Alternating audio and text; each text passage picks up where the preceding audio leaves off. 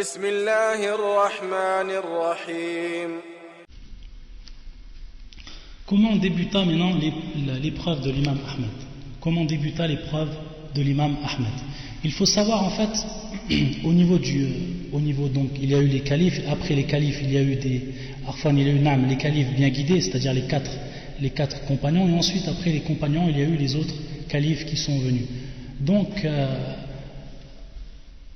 on s'aperçoit, lorsqu'on voit en fait l'histoire de la communauté musulmane, on s'aperçoit en fait que même après les 4 califes bien guidés, tous les califes qui sont venus, au niveau de leur gouvernement, ils étaient en fait sur la sunna, c'est-à-dire que la croyance et ce qui est enseigné à travers les écoles, ce qui est enseigné à travers plutôt les mosquées, c'était en fait la sunna, c'est-à-dire la bonne croyance, la croyance qui était enseignée par le prophète sallallahu alayhi wa sallam, la croyance qui est basée sur le Coran et la sunna suivant la compréhension des pieux prédécesseurs.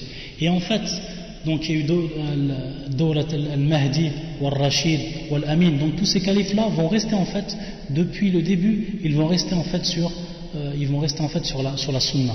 Et il va apparaître al-bid'a, c'est-à-dire que l'innovation va prendre forme et va avoir un impact sur le gouvernement musulman, c'est-à-dire le calife, à l'époque du Al-Ma'moun. C'est lui en fait, Al-Ma'moun, qui est en fait le calife par lequel en fait va commencer l'épreuve de l'imam Ahmed. Al-Ma'moun qui va avoir une croyance qui va diverger de la croyance des gens de la sunna et du consensus, et on va voir comment. En fait, Al-Ma'moun, c'est un calife qui était très intelligent. Il se pencha sur la science spéculative, ilm al-kalam, c'était quelqu'un donc qui était très intelligent et qui étudiait et qui se penchait beaucoup sur ce qu'on appelle la science spéculative. Une des choses aussi qui durant son règne et qui eut un impact négatif au niveau de la communauté musulmane, c'est qu'il fit traduire les livres grecs, les livres de la philosophie grecque. Il fait traduire en fait, il arabisa comme on dit, il arabisa la sagesse grecque. Et même il est rapporté qu'il en fait donnait aux gens qui connaissaient donc la langue grecque, qui donc traduisaient de la langue grecque à la langue arabe, il donnait pour celui qui traduisait un livre l'équivalent du poids de ce livre en or, pour en fait inciter les gens à traduire la philosophie grecque, à traduire les livres grecs en langue arabe. Et en fait, cela va avoir un impact qui va être négatif par rapport à la croyance des musulmans. Et donc à ce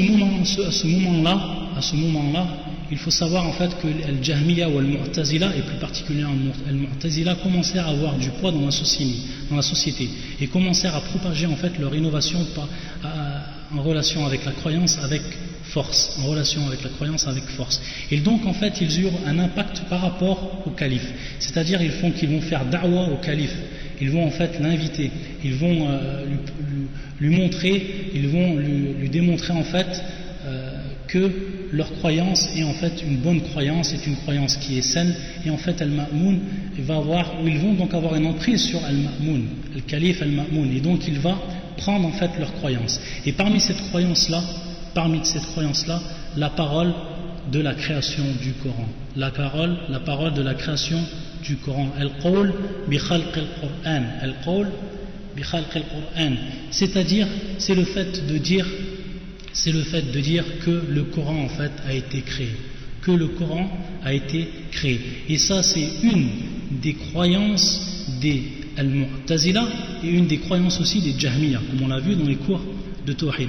Donc ce qui est en relation avec cette croyance-là, on l'a étudié de façon précise, et on a réfuté cette croyance-là en rapportant les preuves du Coran et les preuves de la Sunna, donc on ne revient pas dessus, car ça a été fait dans les cours précédents de Tawhid.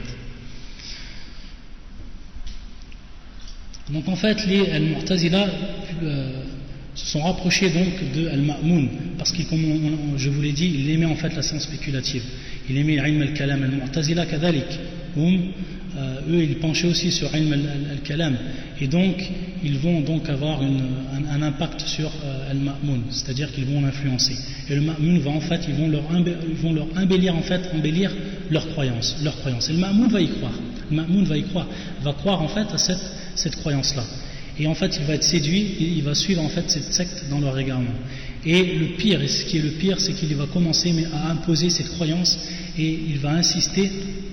Il va se concentrer sur ses efforts sur en fait cette parole, qui est la parole de la création du Coran. Et c'est à partir de là, exactement à partir de là, que va commencer l'épreuve de l'imam Ahmed. Donc, par rapport à cela, va commencer l'épreuve. Qu'est-ce qu'il va faire al-Ma'moun? En fait, il va appeler tous les savants de cette époque, et donc parmi eux l'imam Ahmed, il va les appeler à dire cette parole-là.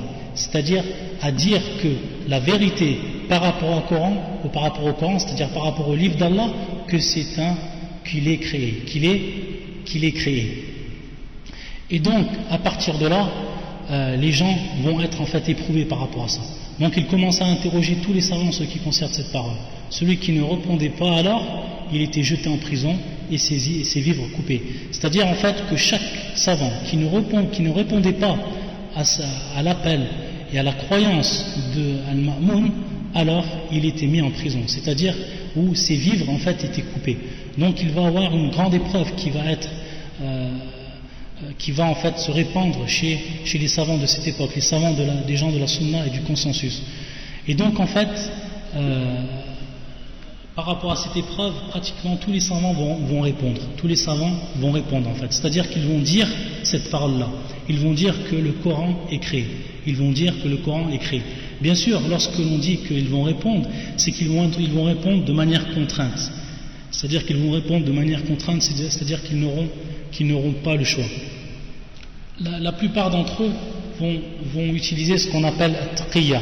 On va revenir en fait sur ce terme-là, on va l'expliquer parce que c'est un terme qui est important pour comprendre qu'est-ce qui s'est passé à cette époque chez les savants.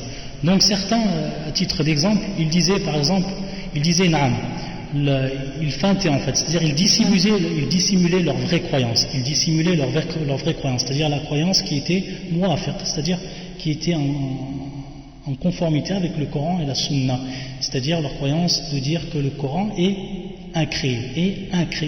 Donc ils feintaient. Certains disaient, ils montraient du doigt, à titre d'exemple, ils disaient les feuillets, c'est-à-dire les feuillets d'Ibrahim et de Moussa. Az-Zabour, ce qui fait 2. Ou At-Torah et l'Évangile, ce qui faisait 4. Donc ils montraient du doigt, et donc ils les comptaient avec le doigt. Ils disaient, le Coran, le 5e, le Coran, il disait, ces 5 là sont créés. Et en fait, qu'est-ce qu'il voulait dire par là? Il voulait dire les 5 doigts. Les 5 doigts, lorsqu'il montrait les 5 doigts, il disait ces 5 là sont créés. Et eux, ils disaient en fait, dans leur intention, ils disaient en fait ces 5 là sont créés. Et eux, qu'est-ce qu'ils comprenaient? Ils comprenaient en fait que les 5 livres sont en fait créés. Et parmi ces 5 livres, le Coran. Donc ça, c'était une des méthodes de ce qu'on appelle taqiyya, c'est-à-dire de dissimuler et de feinter pour ne pas avoir à subir la dure épreuve. Ensuite, tous les savants donc répondirent. Tous les savants vont répondre en fait à l'appel de Al-Ma'moun, sauf 4 savants. Et parmi ces 4 savants, il va y avoir l'imam Ahmed, il va aussi avoir Muhammad ibn Nuh et les 2 autres, Al-Qawariri Wal-Hassan ibn Hammad. Donc en fait, c'est ces 4 qui vont rester sur leur position et qui vont dire ouvertement que le Coran n'est pas créé. Et les 2 derniers que l'on a cités, Al-Qawariri Wal-Hassan ibn Hammad, en fait, ces 2 vont céder à la fin. Donc il va rester simplement Ahmed ibn Hammad de tous les savants de cette époque-là. Et Allah seul sait combien ils étaient nombreux. De tous ces savants-là, il va rester en fait simplement 2 savants qui vont en faire face à cette épreuve. Et c'est donc l'imam Ahmed ibn Hanbal ou Muhammad ibn Nuh. Il est rapporté que l'imam, à ce moment-là, lorsqu'il a entendu, il a su en fait que tous les savants avaient cédé, il devient rouge de colère. Sachant que, donc, Radiba lillah azawajal, c'est-à-dire qu'il s'est mis en colère pour Allah azawajal, lorsqu'il a vu en fait que tout le monde était en train de céder, suivant la dure pression qui leur était faite. À ce moment-là de cet événement, à ce moment-là, l'imam Ahmed en fait va se rendre compte réellement de son rôle fondamental dans cette épreuve-là. D'une part, par sa responsabilité la responsabilité de celui qui est considéré comme le plus savant et un des modèles pour les gens. Il faut savoir qu'à cette époque, il faut savoir que durant son vivant, l'imam Ahmed était considéré chez les gens de façon générale, et plus particulièrement les gens de Bagdad, il était considéré comme l'un des plus grands savants, il était considéré et pris comme un modèle pour les gens. Donc par rapport à ça, il va se rendre compte en fait de son rôle fondamental dans cette épreuve-là. Et la deuxième chose aussi, c'est que la communauté est devant et prêt à tomber dans la mécréance par cette parole-là. C'est-à-dire que la communauté khalas, si les gens maintenant, si tous les savants vont répondre à cet appel-là, si tous les savants disent cette croyance-là, s'ils le disent ouvertement, alors qu'est-ce qui va se passer? Tous les al-awam, c'est-à-dire les gens du peuple, vont les suivre en fait dans cette croyance-là. Ça veut dire que toute la communauté musulmane va tomber en fait dans la mécréance. Ils vont tomber dans la mécréance par cette parole-là, qui est sans doute, et qui est nul doute, comme on l'avait expliqué de façon détaillée, et qu'on avait rapporté les paroles des savants, qui est une qawl al-kufr, qui est une parole de mécréance, de dire que un des sifat, un des attributs d'Allah Azzawajal est créé. Un des attributs d'Allah Azzawajal est créé. Donc ça c'est du kufr. Et donc par rapport à ça, l'imam Ahmed, par rapport à ces deux points, il va se rendre compte en fait de son rôle fondamental. Et l'imam al-Dhahabi rahimallahu ta'ala fi kitab al-Siyar, il nous rapporte ce qui prouve cela, ce que l'on vient de dire. En fait c'est un des savants, Abu Ja'far al-Anbari, qui va en fait venir vers l'imam Ahmed et qui va lui faire encore plus, qui va lui faire en fait prendre conscience réelle de cette énorme responsabilité qui est sur son dos. يقول Abu Ja'far, lorsqu'il est venu donc auprès de l'imam Ahmed, Ya hadha anta al-yawma ra'sun, Ya hadha anta al-yawma ra'sun, والناس يقتدون بك فوالله لئن أجبت إلى خلق القرآن ليجيبن خلق وإن أنت لم تجب ليمتنع خلق من الناس كثير ومع هذا فإن الرجل إن لم يقتلك فإنك تموت لابد من الموت فاتق الله ولا تجب فجعل أحمد يبكي ويقول ما شاء الله ثم قال يا أبا جعفر أعد علي فأعدت عليه وهو يقول ما شاء الله. C'est-à-dire, il lui dit à Abu Ja'far que tous les regards sont tournés vers toi et les gens attendent en fait ta réponse. Ils vont se conformer à ta position. Ensuite, il lui dit, si tu meurs, alors si tu es tué, la budda min al-maut, c'est-à-dire que la personne est obligée de mourir. Et si tu réponds à cela, alors tous les gens vont te suivre. Tous les gens vont te suivre sur cette ou dans cette mécréance. C'est-à-dire crains Allah Azzawajal et ne réponds pas à cet appel, ne réponds pas à cette croyance. Ensuite, l'imam Ahmed, lorsqu'il entendit cela, il pleura. Il disait donc à Abu Ja'far de répéter ce qu'il était en train de lui dire pour qu'il prenne réellement conscience de cette affaire-là, et il disait à chaque fois Ma sha Allah, Ma sha Allah. Ensuite, par rapport à cette prise de position et de sa foi inébranlable et de sa résolution incroyable d'aller jusqu'au but, puis du fait de ne pas utiliser la taqiyya, ce qu'on appelle donc la taqiyya. Et en fait, on va voir en fait que certains savants en fait vont lui dire fais comme nous et prends taqiyya, c'est-à-dire dissimule en fait comme nous avons fait dissimuler en fait ta vraie croyance et dis leur croyance à eux, simplement en fait que tu sois sauvé de cette épreuve. Et il rapporte aussi l'imam al-Dhahabi donc يقول قال محمد بن إبراهيم البوشنجي جعلوا يذكرون أبا عبد الله بالرقة في التقية وما روي فيها, c'est-à-dire qu'ils vont lui rapporter certaines paroles et tout ce qui était rapporté dans ce qu'on appelle la taqiyya, qui est en fait la dissimulation. فقال كيف تصنعون بحديث خباب كيف تصنعون بحديث خباب, c'est-à-dire il va leur répondre lorsque les gens vont lui dire khlas, prends cette rukhsa qui est en fait cette taqiyya, prends en fait cette autorisation à ce moment-là. Il va leur répondre, l'imam Ahmed, ce qui va nous prouver encore sa forte résolution. Il va leur dire kayfa tasna'un bi hadith Khabbab, donc il va leur rapporter un hadith du prophète sallallahu alayhi wa sallam, et qui est un hadith qui a été rapporté donc par Ahmed lui-même et qui est rapporté aussi par l'imam al-Bukhari. يقول النبي صلى الله عليه وسلم إن من كان قبلكم كان ينشر أحدهم بالمنشار لا يصد ذلك عن دينه Donc nous lui rappelons ce qu'il a été rapporté à propos de At-Taqiyya, ce qu'on appelle At-Taqiyya. Il dit alors, ceux qui étaient, donc il rapporta donc ce hadith, et le hadith qui est le hadith de Khabbab, et qui est dit, où le prophète sallallahu alayhi wa sallam dit, ceux qui étaient avant vous se faisaient couper en deux avec une scie. Cela ne les empêchait pas de rester droits sur leur religion. Donc à ce moment-là, les gens en fait qui étaient autour de lui disent, nous sommes alors découragés de lui, c'est-à-dire qu'ils ont vu qu'à partir de cela, l'imam Ahmed ne reviendra jamais sur sa position et qu'il va en fait, qu'il va avoir une foi inébranlable et qu'en fait il va aller jusqu'au bout par rapport à ça, pour défendre en fait sa croyance et pour défendre la croyance des gens de la sunna et du consensus à l'heure où tous les gens en fait se sont réfugiés sous ce qu'on appelle taqiyya. Et par rapport à cela, ce qu'on appelle taqiyya, nous rappelons une parole de Cheikh Al-Allama Ahmed Shakir rahimahullah ta'ala, et qui va nous faire comprendre en fait la position de l'imam Ahmed par rapport à cela, par rapport à التقية.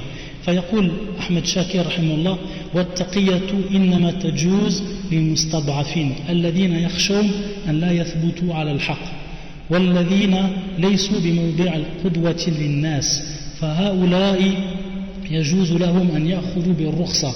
أما أولو العزم من الأئمة الهدى فإنهم يأخذون بالعزيمة ويتحملون الأذى ويثبتون وفي سبيل الله ما يلقون، ولو أنهم أخذوا بالتقية واستساغوا الرخصة لضل الناس من ورائهم يقتدون بهم ولا يعلمون أن هذه تقية. C'est-à-dire donc il nous dit l'imam Cheikh Ahmed Shakir, il nous dit en fait ce qu'on appelle la taqiyya est permise pour les faibles qui craignent de ne pas rester sur la vérité, ceux qui ne sont pas des modèles pour les gens. Pour cela, il leur est permis donc qu'ils optent pour cette permission, c'est-à-dire de cacher la croyance intérieure et de dire en fait contraire à cette croyance-là, mais ne pas la croire au fond de son cœur. Donc par contre, il nous dit donc l'imam, par contre les imams, les gens de résolution, eux doivent prendre la chose avec résolution, supporter ainsi les préjudices et rester droit sur la religion. Tout ce qu'ils rencontrent comme difficulté est certes dans la voie d'Allah. Et s'ils auraient opté pour ce qu'on appelle la taqiyya, c'est-à-dire la dissimulation, s'ils auraient opté pour cela, qu'est-ce qu'il va se passer? En fait, c'est le cas en fait. Maintenant, lorsqu'on entend ça, on comprend mieux en fait avec la parole de Ahmed Shakir, on va comprendre en fait la position de l'imam Ahmed. Il dit, et s'ils auraient opté pour cela, donc prendre cette permission-là, c'est-à-dire prendre cette permission, les gens alors se seraient égarés derrière eux, car ils se conforment à eux. Comme à ce moment-là, l'imam Ahmed, tout le monde est derrière lui, tout le monde attend qu'il dise en fait bi khalq al-Qur'an. S'il dit que le Coran est créé, alors ils vont tous dire comme lui, ça va être fini. Par contre, si il ne dit pas cela, alors ils vont le suivre, ils vont rester en fait sur la vie de l'imam Ahmed, car ils savent que c'est un modèle, et qu'il est l'imam des gens de la sunna et du consensus. Donc, et s'ils auraient opté pour al-taqiyya, donc prendre la permission, les gens alors se seraient égarés derrière eux car ils se conforment à eux. Les gens n'ont pas science que cela est une taqiyya, naam, parce que les gens eux, ils n'ont pas science par rapport à l'imam Ahmed, ils ne savent pas ce qu'il y a dans le cœur de l'imam Ahmed. Si lui il dit que le Coran est créé, ils ne savent pas en fait réellement ce qui va être à l'intérieur de l'imam Ahmed. Donc, et à partir de cela que l'imam Ahmed en fait ne va pas répondre et qu'il va rester en fait sur cette croyance de façon apparente, de manière apparente. Donc lorsque le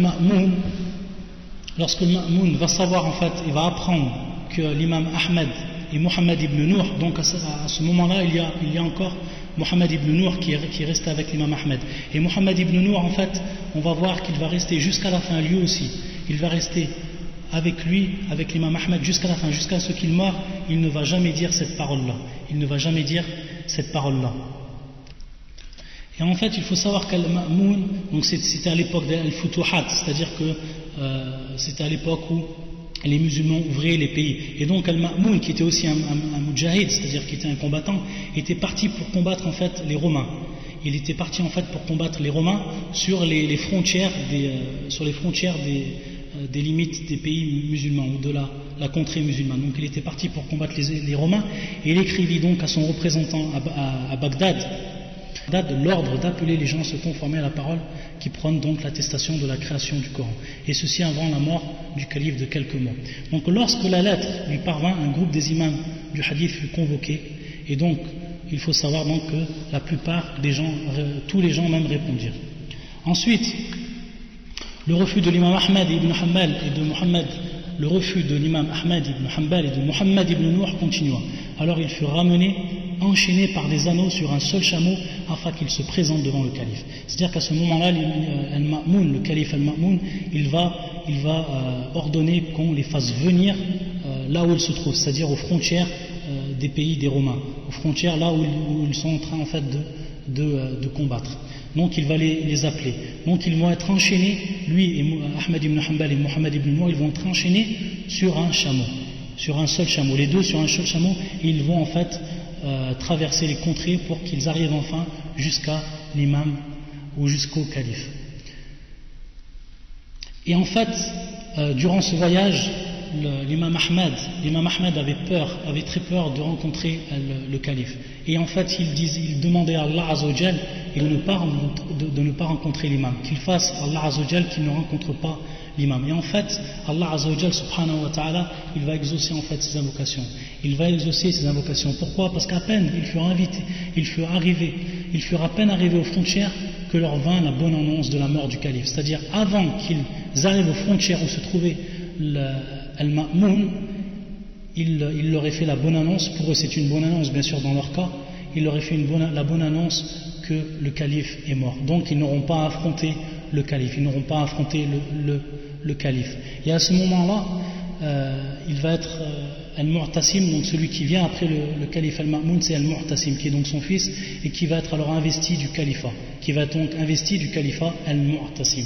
Al-Mu'tasim. Wa Al-Mu'tasim, il va être donc sur la même croyance que Al-Ma'moun. Il va rester donc sur la même croyance et il va continuer l'épreuve. C'est-à-dire que lui, en fait, Al-Mu'tasim, il va continuer d'infliger l'épreuve aux gens qui ne disent pas cette parole-là, et plus particulièrement donc les deux qu'il reste, l'imam Ahmed et Mohammed ibn Nour. Donc à ce moment-là, l'imam Ahmed et Mohammed ibn Nour, ils furent en fait renvoyés. Et il faut savoir, durant le voyage, donc ça c'est une nukta, c'est un point aussi qu'il est important de savoir, c'est que durant son voyage, au moment où ils sont partis aux frontières, il y a un des bédouins qui était venu à la rencontre de l'imam Ahmed, et il lui dit cette chose-là, il lui dit: si tu meurs alors tu seras un martyr, si tu meurs alors tu seras un martyr, parce qu'il savait, les gens en fait, al-khabar intashara, c'est-à-dire les gens savaient qu'est-ce qui était en train de se passer. Et donc un des gens, des bédouins qui habitent le désert, était venu à la rencontre de l'imam Ahmed lorsqu'il traversait en fait les contrées pour aller en direction du calife. Il était venu vers lui et il lui dit: si tu meurs alors tu seras un martyr, si tu meurs tu seras un martyr. Si le calife te tue par rapport au fait que tu n'as pas répondu à son appel, alors tu seras un martyr, Inch'Allah. Et si tu vis, alors tu vivras avec tous les honneurs. Et donc à ce moment-là, le cœur de l'imam Ahmed va encore plus se renforcer, Ceci va motiver énormément en fait l'imam Ahmed, et va toujours lui faire prendre conscience de cette responsabilité qu'il a devant les gens, devant la communauté musulmane. Et en fait, la crainte par rapport à ça, la crainte de l'imam Ahmed, ce n'était pas en fait la mort. L'imam Ahmed ne craignait pas la mort, il ne craignait même pas la prison. Il dit en fait, comme nous le rapporte l'imam al-Zahabi, il dit, l'imam Ahmed, peu m'importe la prison, ma maison et la prison font qu'une, ma maison et la prison ne font qu'une.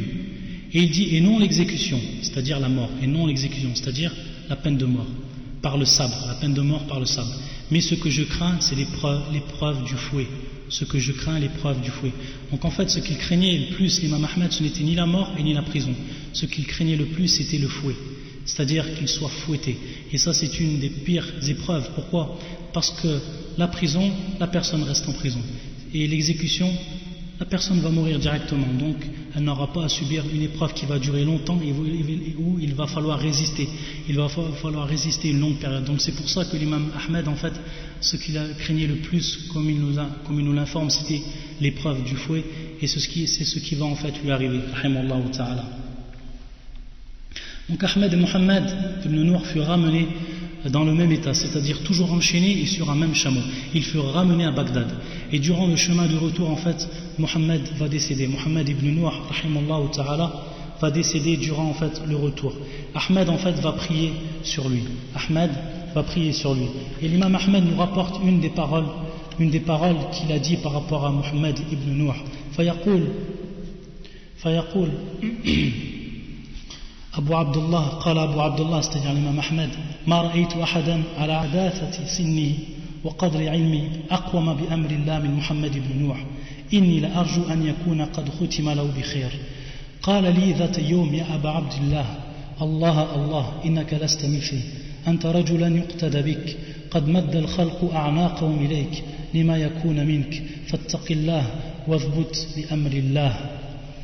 Donc il lui a dit, il disait en fait l'imam Ahmed, il disait par rapport à Muhammad ibn Nuh, il disait qu'il n'avait jamais vu quelqu'un d'aussi jeune et dont la science, c'est-à-dire وقدر علمه ما رأيت أحدا على حداثة سنه وقدر علمه, c'est-à-dire je n'ai jamais vu quelqu'un d'aussi jeune et dont la science en fait n'était pas celle des grands imams de son époque. Il n'avait pas le qadr, c'est-à-dire il n'avait pas la science qu'avaient les grands imams comme l'imam Ahmed et les autres en fait, aussi droit et juste sur la religion. C'est-à-dire qu'avec son jeune âge et la science, son niveau de science qu'il avait, je n'ai jamais vu une personne aussi juste, aussi droit sur la religion d'Allah. Il dit aussi, j'espère qu'Allah lui a offert une fin louable. J'espère qu'Allah lui a donné une fin louable. Donc en fait on s'aperçoit que Muhammad ibn Nuh est une des personnes en fait qui va rester jusqu'à la fin, jusqu'à sa mort. Il va rester avec cette croyance de façon à haute voix, c'est-à-dire qu'il va la dire à haute voix, il ne va jamais utiliser lui aussi at-taqiyya. Il dit en fait l'imam Ahmed, ou il nous rapporte l'imam Ahmed qu'il lui avait dit une fois, c'est-à-dire que Muhammad ibn Nuh avait dit à l'imam Ahmed: ô Abu Abdullah, prends garde, tu n'es pas comme moi, c'est-à-dire tu n'es pas comme moi par rapport à toi, tu es un imam, tu es une personne dont les gens te prennent comme modèle. Tu es une personne dont les gens te prennent comme modèle. Tous les gens ont porté leur regard sur toi. C'est-à-dire qu'ils ont levé leur cou. C'est-à-dire qu'ils ont porté leur regard sur toi. Et ce que tu vas faire, crains donc Allah et préserve-toi sur la vérité. Donc tous les gens toujours lui répètent à l'imam Ahmed que les gens en fait ont tous le regard porté sur lui. Et ce qu'il va dire, ils vont le dire. Ce qu'il va dire lui, l'imam Ahmed, ils vont le dire. Ensuite, une fois arrivé, donc, l'imam Ahmed priera donc sur Muhammad ibn Nuh. Il va être enterré, il priera sur lui, c'est lui qui va prier, l'imam Ahmed, sur Muhammad ibn Nuh, rahimallahu ta'ala. Et donc, une fois, il va continuer donc le voyage tout seul. Et une fois arrivé près de Bagdad, il restera plusieurs jours dans une ville qui s'appelle Yasiriya. Puis il fut ensuite transféré à la prison générale, c'est-à-dire la prison centrale de Darb al-Mousiliya. Et donc, dans cette prison-là, il était imam des gens de la prison tout en étant enchaîné. Donc, il va toujours être, en fait, il va rester en fait en prison, et donc il reste toujours sur sa parole. Ensuite, il fut transféré, après 4 mois de la mort du calife Al-Ma'moun, il fut transféré dans la prison du quartier où vivait Naïb Baghdad, c'est-à-dire Ishaq ibn Ibrahim, qui est considéré en fait, on peut dire, le maire remplaçant de la ville de Bagdad. En fait, il va rester durant toute cette période, l'imam Ahmed, après qu'il soit revenu, il va rester en fait 30 mois enchaîné et en prison. Il va rester en prison 30 mois, une durée de 30 mois et enchaîné. Il tomba plusieurs fois malade. Et donc à la fin de cette période, c'est-à-dire la fin de cette période de son emprisonnement, à la fin de cette période-là, 2 hommes venaient à chaque fois le voir et débattaient avec lui sur le sujet. C'est-à-dire, ils essayaient qu'il dit l'imam Ahmed que le Coran est créé, en venant avec des choubouat, en venant avec le peu de science qu'ils avaient. Et à chaque fois, l'imam en fait débattait avec eux, s'entretenait avec eux et en fait leur expliquait et réfutait à quoi il les appelait. Ensuite, après plusieurs jours de débat, il fut convoqué auprès du calife dans son palais. Il va être convoqué, c'est-à-dire le calife qui est à cette époque-là, donc Al-Mu'tasim, qu'on a vu, qui est Al-Mu'tasim, il va le convoquer à son palais. Donc il va se présenter à ce moment-là, donc l'imam Ahmed, dans le palais du calife. Et donc c'est à ce moment-là que va commencer le débat. C'est à ce moment-là que va commencer le débat qui va l'opposer d'un côté, qui va opposer un débat, donc il y a un entretien qui va opposer d'un côté l'imam Ahmed rahimahullah ta'ala et de l'autre côté le calife et bien sûr une des personnes qui va avoir un rôle important à ce moment-là et qui s'appelle Ahmed ibn Abi Douad. Ahmed ibn Abi Douad, et qui en fait, comme nous le cite, parce que nous le cite sa biographie, l'imam al-Dhahabi fi Siyar, il dit Al-Jahmi, c'est-à-dire c'était une personne qui faisait partie de la secte des Jahmiya. Et il dit Adou Ahmed, c'était en fait l'ennemi de l'imam Ahmed. C'était en fait un des juges de Bagdad et qui était proche du calife. Et qui à ce moment-là, donc à ce moment du débat là, il va être, à ce moment du débat, de l'entretien, il va être près du calife. On va voir en fait comment en fait il va influencer le calife durant le débat qu'il va avoir entre l'imam Ahmed et les gens de science. Donc au moment où l'imam Ahmed va rentrer dans le palais, il faut savoir qu'il y a un grand groupe, c'est-à-dire un grand nombre de personnes qui vont venir en fait avec leur calepin et qui vont venir avec leur stylo. Parmi les savants et parmi les gens en fait de l'innovation, al-Mu'tazila, qui sont là pour la plupart soit des Jahmiya ou soit des Mu'tazila. Et donc ils vont être là et ils vont voir en fait qu'est-ce qui va se passer, comment va aboutir ce débat qui va avoir lieu entre l'imam Ahmed et les autres. Donc chacun de son côté vont lui poser des questions et vont essayer en fait de convaincre l'imam Ahmed pour qu'il prenne comme croyance cette croyance-là qui est la parole de la création du Coran, Khalq al-Qur'an. Donc un grand nombre de personnes qui vont être à ses côtés et en face de lui le calife et Ahmed ibn Du'ad. Au moment où il va rentrer, donc il rentre enchaîné, le calife va lui dire de se rapprocher. Il va lui dire de se rapprocher et donc va commencer l'interrogatoire. C'est-à-dire qu'à ce moment-là, les gens de l'innovation, ils vont dire leur shubhat, c'est-à-dire qu'ils vont en fait dire tous les doutes qu'ils ont. Ils vont essayer de mettre des doutes par rapport à l'imam Ahmed pour qu'en fait ils prennent ou pour qu'ils yaqtanir, c'est-à-dire pour qu'ils croient réellement que le Coran il est créé.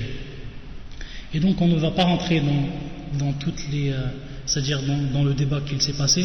Parmi le débat, il faut revenir par rapport au cours de Tawhid que l'on fait, où on a expliqué en fait toutes les choubouates de ces gens-là par rapport à cette question-là, et comment les gens de la Sunna et du consensus, et parmi eux l'imam Ahmed, comment ils ont réfuté, comment ils ont répondu à toutes ces choubouates-là. Et donc ça, il faut revenir au cours que l'on a donné de Tawhid. Et un des points, subhanallah, un des points principaux, et qui est l'une des plus grandes choubouates chez le Mu'tazila al-Jahmiya, et qui est qui est en fait un doute qu'ils ont pour tout ce qui est des sifat, c'est-à-dire pour tout ce qui est des attributs d'Allah Azza wa Jal, Eux en fait ils croient que le fait d'attester un attribut d'Allah Azza wa Jal, parmi ces attributs, kalamullah, c'est-à-dire la parole d'Allah Azza wa Jal, et la parole d'Allah Azza wa Jal est le Coran. Donc eux ils disent pour ne pas attester cet attribut qui est le kalamullah Azza wa Jal, il est en fait ce qu'il est créé, c'est-à-dire que ce kalam a été créé et qu'il n'appartient pas ou qu'il ne revient pas en fait à Allah Azza wa Jal comme étant un attribut à part entière. Donc par rapport à ça, quel est en fait leur shubhat, c'est qu'ils croient que lorsqu'on atteste un de ces attributs, que l'on compare Allah Azza wa Jal à ses créatures. C'est masalat al-tashbih, le shabbih. C'est-à-dire qu'ils croient en fait que l'on compare Allah Azza wa Jal à ses créatures lorsque l'on dit que Allah Azza wa Jal il parle. Allah Azza wa Jal il parle et que parmi ses attributs, al-kalam, c'est-à-dire la parole. Donc eux, qu'est-ce qu'ils croient? Ils croient directement que si on dit qu'Allah Azza wa Jal parle, automatiquement, c'est comme si on l'avait fait ressembler, tashbih, comme si on l'avait fait ressembler à qui? Aux créatures. Et ça c'est faux. Laysa kamithlihi shay.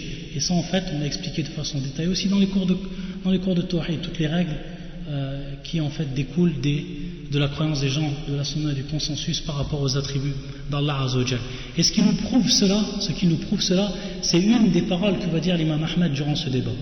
Il va dire, pour leur faire comprendre que si notre divinité que nous adorons ne parlait pas, sera en fait une divinité, ne serait pas en fait considérée comme une divinité, ne serait pas considérée comme une divinité parfaite, Il va venir en fait avec un des versets du Coran qui est le suivant: Ya abati, lima ta'budu ma la yasma'u wa la yubsir. C'est-à-dire que Ya abati, lima ta'budu, et ça c'est Ibrahim lorsqu'il en fait il parle à son père, il lui dit: comment peux-tu adorer lima ta'bud, pourquoi tu adores ma la yasma, ce qui n'entend pas et ce qui ne wala yubsir, et qui ne voit pas. Et à ce moment-là, qu'est-ce qu'il dit Ahmed ibn Abi Du'ad, qui est donc al-Jahmi et qui est auprès de le calife à ce moment-là, il va lui dire: Shabbah ya amir al-mu'minin, Shabbah, c'est-à-dire qu'il a fait une ressemblance entre Allah et ses créatures. Donc c'est ça, c'est leur choubouat qu'ils ont. À chaque fois que l'on dit que Allah Azza wa Jalla, il a des attributs, quoi que ce soit comme attributs, c'est-à-dire les attributs bien sûr qui sont attestés dans le Coran et la Sunna, eux ils croient que lorsqu'on les atteste, on rentre dans la ressemblance. Et ça c'est encore une preuve. Durant ce débat, c'est une des preuves qu'ils ont en fait cette maladie au cœur, qui n'est autre qu'en fait qu'une maladie.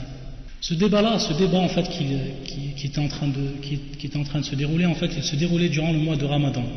Et durant la nuit, lorsque l'imam Ahmed, donc il a duré plusieurs jours en fait, et lorsque durant la nuit l'imam Ahmed revenait donc en prison, il y avait 2 personnes qui venaient auprès de lui et qui lui proposaient de rompre le jeûne. Donc il revenait avant le coucher du soleil, et en fait l'imam Ahmed jeûnait et ne voulait pas en fait rompre son jeûne, ne voulait pas prendre de ce qu'il leur proposait. Et donc ensuite le calife envoyait durant la nuit près de l'imam, c'est-à-dire jusqu'à dans la nuit il venait pour débattre avec lui. Et l'imam Ahmed, il réfutait toujours ce qu'il disait, c'est-à-dire qu'il leur tenait tête. Ensuite, les jours suivants continua le débat sans même résultat, c'est-à-dire que le débat continua sans même un résultat. L'imam Ahmed, il resta sur sa position, il réfuta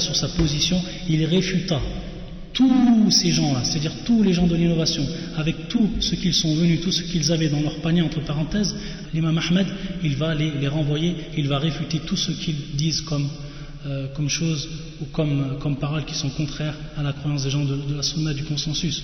Donc en fait, l'imam restait ferme sur sa position malgré la fatigue, la faim et l'humiliation, la responsabilité d'un lourd fardeau. Donc il est fatigué, l'imam Ahmed. Plus de 30 mois de prison avec toutes les épreuves qu'il a eues. L'humiliation devant tous ces gens enchaînés, et en même temps la responsabilité de ce lourd fardeau qui est de ne pas lâcher, c'est-à-dire de tenir tête et de rester sur sa position, celui de sauver à ce moment-là la croyance des gens de la sunna et du consensus. Ensuite, le 3e jour, c'est-à-dire après le 3e jour de débat, et voyant qu'il n'y avait toujours pas de résultat, le calife commença à prendre pitié de Ahmed, voyant en fait son état. Et devant cette épreuve-là, là devant en fait aussi en son cœur même beaucoup d'admiration envers l'imam Ahmed, vu en fait sa foi inébranlable et vu en fait son courage et sa résolution. Et il voulait à ce moment en fait le libérer. Et à ce moment-là, au moment où il veut le libérer, voyant en fait qu'il n'y a aucun résultat à obtenir de l'imam Ahmed ibn Abi Duad va venir en fait chuchoter dans l'oreille du calife, il va lui dire en fait comment. Enfin en fait ce n'est pas Ahmed ibn Abi Duad qui va venir lui parler à ce moment-là, c'est Ishaq ibn Ibrahim. Donc à mon avis c'était Naïb Baghdad, c'est Ishaq ibn Ibrahim qui va à ce moment-là, lorsqu'il va voir que le calife va laisser la voie libre à Ahmed, il va lui dire: ô commandeur des croyants, ce n'est pas un signe de la bonne gérance du califat de lui laisser la voie libre alors qu'il a tenu tête à 2 califes. C'est-à-dire, qu'est-ce qu'il veut dire? Il a tenu tête en fait al-Ma'moun. Le Ma'moun est mort, il est resté sur sa position, l'imam Ahmed. Et maintenant, toi, tu vas le laisser, toi, calife, il va rester sur sa position. En fait, il a tenu tête à toi et au calife. Et donc, à ce moment-là, le calife fut pris de colère. En fait, par cette parole-là, il va être piqué à vif. Et c'est une chose qui est naturelle pour un calife. Et il va dire, en fait, prenez-le, traînez-le et fouettez-le. Et donc, à ce moment-là, il va appeler les bourreaux qui vont donc être amenés, et ils vont commencer en fait à fouetter l'imam Ahmed rahimahullah ta'ala. Ils vont commencer à le fouetter. Et donc c'est là en fait que l'épreuve va devenir des plus dures pour l'imam Ahmed. Et donc comment il faisait? C'est-à-dire qu'à chaque fois il lui demandait en fait: Ya Ahmed, mada taqul fil Qur'an? Mada taqul fil Qur'an? Qu'est-ce que tu dis sur le Coran? Fayaqul l'imam Ahmed: Al-Qur'an kalamullah ghayru makhlouq. Al-Qur'an kalamullah ghayru makhlouq. Le Coran est la parole d'Allah Azza wa Jal et est incréé. Et ensuite, commençait à le réfuter maratan ukhra, et il lui disait toujours, l'imam Ahmed: Ya Amir al-Mu'minin, a'touni shay'an min kitabillah, aw sunnati rasulillahi sallallahu alayhi wa sallam, hatta aqulu bih.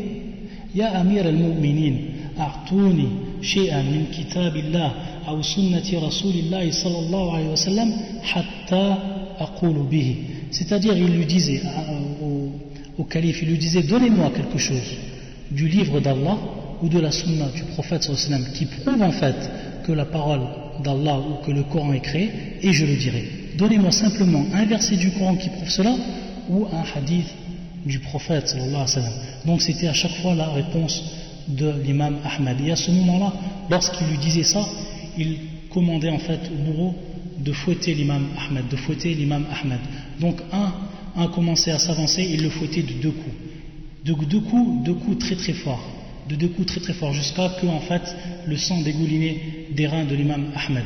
Puis il se retirait et l'autre s'avançait, c'est-à-dire le deuxième bourreau s'avançait, il le refrappait de 2 coups de fouet. Et lorsqu'il voyait cela, et lorsqu'il lui reparlait, il lui disait qu'est-ce que tu dis sur le Coran, et il répétait toujours la même chose, l'imam Ahmed, Ya Amir al-Mu'minin, a'touni shay'an min kitabillah, aw sunnati rasulillah sallallahu alayhi wa sallam, hatta aqula bihi. Donc, à ce moment-là, il s'énervait encore plus le calife, et il disait au bourreau, appuie ta frappe, qu'Allah coupe ta main, appuie ta frappe, qu'Allah coupe ta main, c'est-à-dire frappe-le encore plus fort. Et donc il fut en fait frappé, l'imam Ahmed, il fut frappé en fait de 34 coups. Il fut frappé en fait de 34 coups. 34 coups des plus sauvages, jusqu'à que le sang coula de son rein. Et à chaque fois il disait la même chose. Ya Amir al-Mu'minin, a'touni shay'an min kitabillah, aw sunnati rasulillah sallallahu alayhi wa sallam, hatta aqulu bih. Il fut frappé si fort qu'il perdit connaissance. L'imam Ahmed perdit connaissance. Et lorsqu'il commençait à se réveiller de cet état-là, le calife recommença à lui poser la question et lui redisait toujours la même réponse. C'est-à-dire au plus dur de cette épreuve-là, l'imam Ahmed en fait il va rester sur sa position. Rahimallahu ta'ala. Donc il continua, et à ce moment-là, lorsqu'il vit en fait qu'il n'y avait aucun résultat, et il eut peur en fait que l'imam Ahmed meure, il eut peur en fait le calife qu'il tue l'imam Ahmed avec cette épreuve terrible du fouet. Et donc à ce moment-là, il le laissa. C'est-à-dire il lui laissa la voie libre. Il lui laissa la voie libre. Et donc il fut ramené donc à ce moment-là dans sa prison. Ensuite l'imam Ahmed rahimahullah ta'ala, il fut en fait transféré de la prison chez lui. Pourquoi? Parce qu'en fait il était dans un état vraiment un état critique, et en fait il avait besoin d'être soigné. Donc en fait il fut ramené chez lui. Un des médecins venait le voir et commençait en fait à le soigner. Et lorsqu'il fut rétabli, et ça subhanallah, Allahu Akbar pour cet imam, Allahu Akbar pour cet imam. Lorsqu'il fut établi, il dit en fait, il mit la majeure partie des gens qui lui causèrent du tort sous son pardon. C'est-à-dire qu'il pardonna à la plupart des gens. Il pardonna à la plupart des gens. Avec toute cette dure épreuve, toute cette période qui a duré, il pardonna en fait aux gens. Et il récitait ce verset du Coran, Wal-ya'fu wal-yasfahu. Wal-ya'fu wal-yasfahu. C'est-à-dire qu'il pardonne et absolve. Qu'il pardonne et absolve. Wal-ya'fu wal-yasfahu. Sauf, il disait, sauf les gens de l'innovation, sauf les gens de l'innovation, c'est-à-dire les gens qui vraiment avaient la croyance dans cette innovation-là et qui lui ont fait du mal. C'est-à-dire qu'il a pardonné à tout le monde. Il a pardonné à tout le monde sauf aux gens de l'innovation. Il disait وَمَا يَنْفَعُكَ أَنْ يُعَذِّبَ اللَّهَ أَخَاكَ الْمُسْلِمِ فِي سَبَبِكَ. C'est-à-dire qu'est-ce qui t'apporte que ton frère musulman soit puni par Allah Azza wa Jal par ta cause. Et c'est pour ça en fait que l'imam Ahmed en fait a pardonné à la plupart des gens. Une des nuktas aussi, qui prouve aussi de la patience de l'imam Ahmed, c'est qu'en fait, malgré le sang qui coulait de son corps, lorsqu'il était durant les jours où il était fouetté, où il était ramené en prison, lorsque le sang coulait de son corps, il priait en fait. Et on lui disait en fait, pourquoi tu pries dans cet état-là, c'est-à-dire comment tu pries, c'est-à-dire faire ta prière debout avec recours ou sujoud. Il disait, Omar a prié alors que le sang coulait à grosse effusion de sa blessure. Il faut savoir que lorsque Omar radiyallahu ta'ala anhu fut en fait blessé lors de sa mort, le sang coulait de lui, et en fait au petit matin il continua, en fait il pria Omar malgré sa blessure et malgré que l'effusion de sang sortait de sa blessure. Et donc par rapport à cela, l'imam Ahmed a fait la même. Malgré sa blessure et malgré son sang, l'imam Ahmed priait de façon où priait debout. Ensuite, Al-Mu'tasim, donc qui était le calife, mourut. Al-Mu'tasim mourut. Et durant en fait toute cette période, l'imam Ahmed resta chez lui en fait. Et il nous a informé que l'imam Ahmed continua en fait à kana yuhaddith, c'est-à-dire qu'il rapportait les hadiths, et kana yufti, c'est-à-dire qu'il continua en fait à faire des fatwas. Il continua à faire des fatwas. Et donc Al-Mu'tasim donc mourut. Et à ce moment-là, son fils fut investi, il fut investi en fait du pouvoir. Il s'appelle Al-Wafiq. Donc Ba'd Al-Mu'tasim, Al-Wafiq. Al-Wafiq en fait était toujours sur la même croyance que son père. Il embrasa en fait de nouveau cette fitna et se mit de son côté. Quant à sa position dogmatique de Ibn Abi Duwad, c'est-à-dire qu'il se metta du côté de Ibn Abi Duwad, et il continua à éprouver les gens par rapport à cela. Et en fait, il écrivit une lettre à l'imam Ahmed qui lui dit en fait de quitter la ville ou de quitter la contrée là où il se trouve, de se dissimuler. Et ce que fit en fait l'imam Ahmed, c'est-à-dire durant toute la vie, durant toute la période de Al-Wafiq, en fait l'imam Ahmed resta dissimulé. Après que mourut Al-Wafiq vient Al-Mutawakkil, Ja'far Al-Mutawakkil, Al-Mutawakkil. Donc ça c'était en fait le calife qui vient après, qui fut investi du pouvoir, qui fut investi du califat après Al-Wafiq. Et alhamdulillah, walillah alhamd, Al-Mutawakkil était une personne en fait qui aimait la sunna et qui aimait les gens de la sunna, qui aimait la sunna et qui aimait les gens de la sunna. Al-Mutawakkil prit la place du calife, la joie s'empara des gens car le calife était un homme qui aimait la sunna et ses gens. Il mit donc fin à cette épreuve, il mit fin en fait à l'épreuve de l'imam Ahmed et l'épreuve de façon générale pour ce qui est de Khalq al-Qur'an. Et il écrit à l'horizon que personne ne parle plus de la parole de la création du Coran. C'est-à-dire qu'il met fin à cette innovation, Et en fait, l'imam Ahmed vécut une courte période après cela. C'est-à-dire après que l'épreuve fut enlevée, l'imam Ahmed vécut une courte période, c'est-à-dire sous le règne du Al-Mutawakkil, puis ses jours prit fin l'année 240 de l'Hégire. Qu'Allah lui fasse miséricorde et le récompense de la plus belle des récompenses pour sa patience et son courage devant cette terrible épreuve. Amin. Et donc on peut s'apercevoir que subhanallah, pourquoi l'imam Ahmed fut considéré après cela comme étant imam Ahl-Sunnati wal Jama'a par rapport à cette épreuve.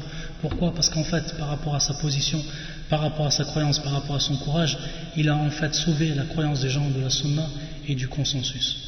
Donc voilà pour ce qui est de cette épreuve, l'épreuve de l'imam Ahmed, et qui est en fait un cours qui, comme je vous l'ai dit, qui est rentré en fait dans la lignée des cours que l'on a fait sur la croyance que chaque musulman doit avoir envers le Coran. Donc la semaine prochaine, Inch'Allah, c'est-à-dire vendredi prochain, nous continuerons l'explication du livre A'lam Sunnati al-Manshura. Subhanakallahumma bihamdik.